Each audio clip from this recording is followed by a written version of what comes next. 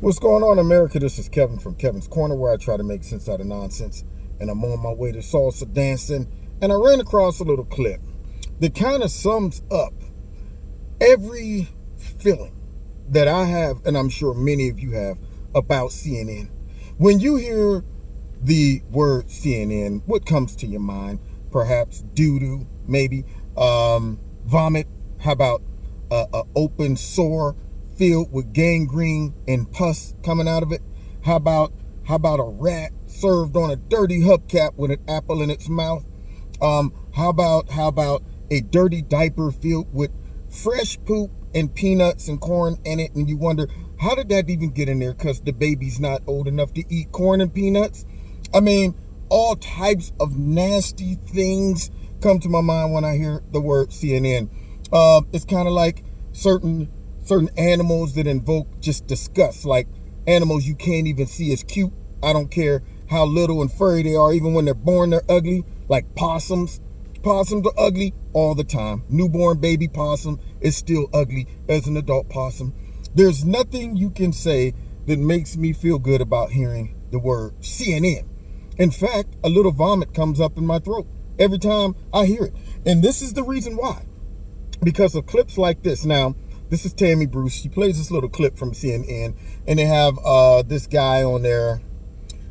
They'll say his name, but he always goes to the most extreme examples to get their point across. And CNN perpetrates this stuff. See, when you allow race baiters or people who come on there with a motive, you incentivize them to get up there and say something so incendiary that it provokes anger, fear, division, animosity, all of these things in the minds of your viewers.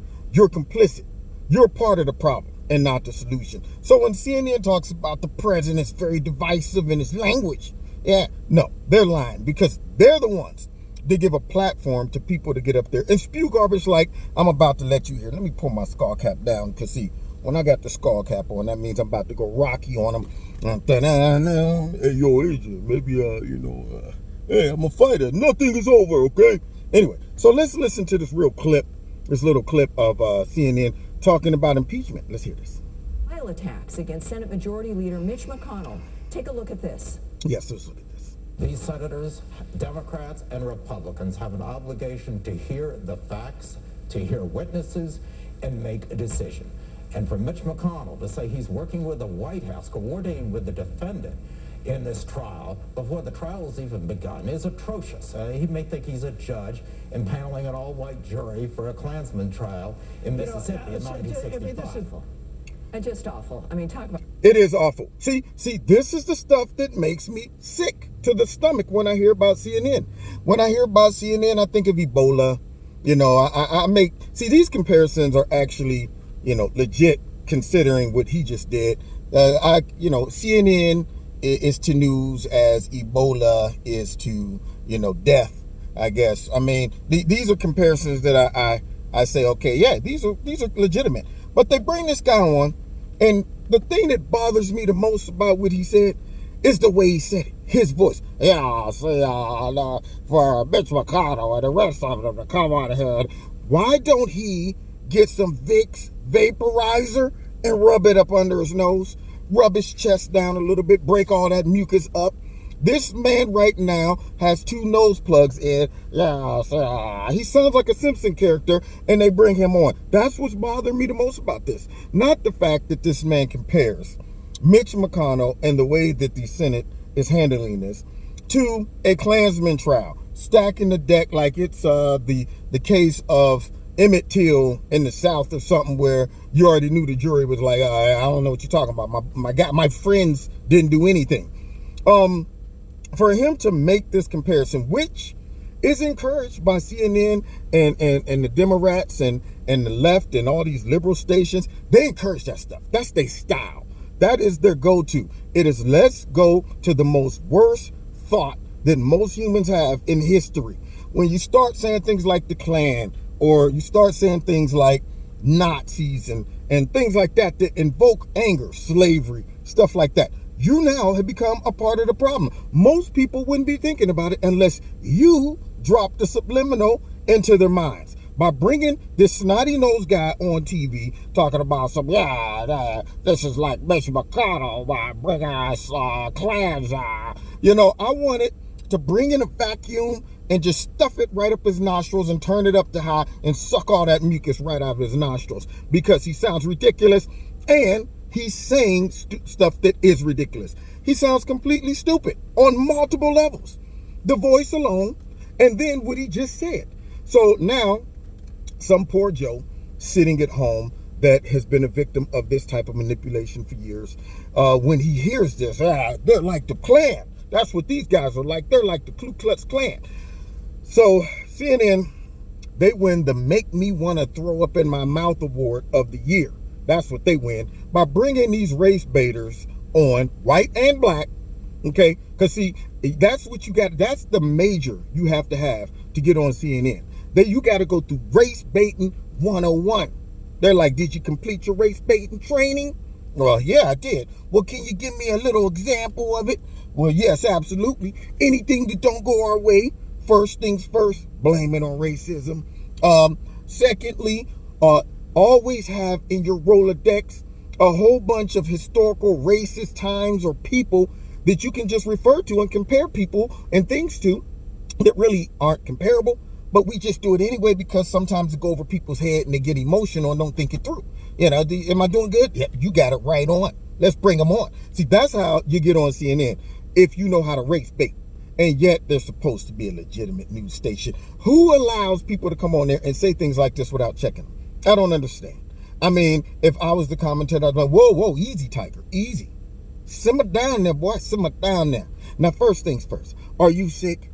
Because when you started talking, I was concerned for your life. It sounded like you was on your last breath. Your nose was just so stuffed up. Why there you second, I can pass out because I'm not getting enough oxygen. I probably did an operation because it's just messing up my throat. I snore at nighttime. I wake myself up when I'm snoring. Who's that? Oh, that's me. That guy right there, first things first, I will be checking on his health. Then secondly, his mental health. Are you crazy? Did you just compare Mitch McConnell and the whole crew and what they're doing to a Klan's trial? I don't see exactly, Gizmo. I feel the same way.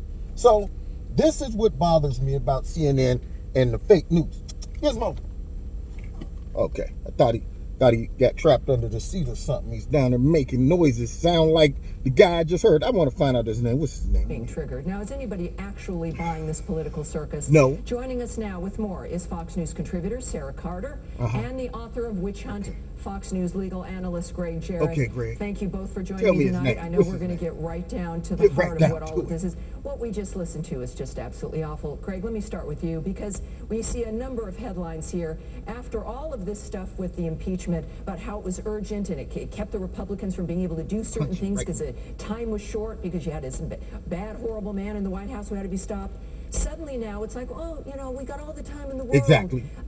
Media is arguing about how this is a genius strategy. What is your take on it? Well, first of all, nobody takes Richard Painter seriously, which is why he's on MSNBC. And so there you have it. Richard Painter. That's his name. And like Greg said, nobody takes him seriously because the first thing that I hear that comes out of his mouth is that voice. The first thing I do is start thinking of all types of cartoon characters. That's what I do. I'm like, wait a minute, I can't take this guy. So, do you do voiceovers for The Simpsons? I'm not sure. You don't have to stay in character when you're talking to regular people.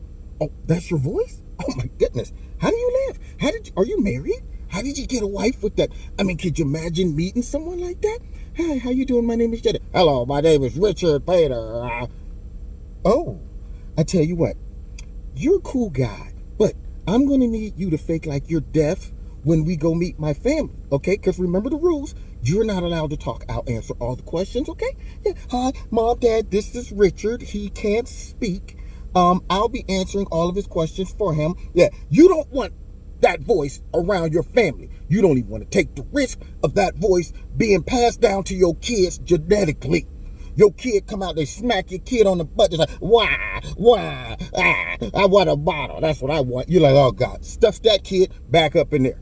Can I pass on that one? Because that one sounds a mess.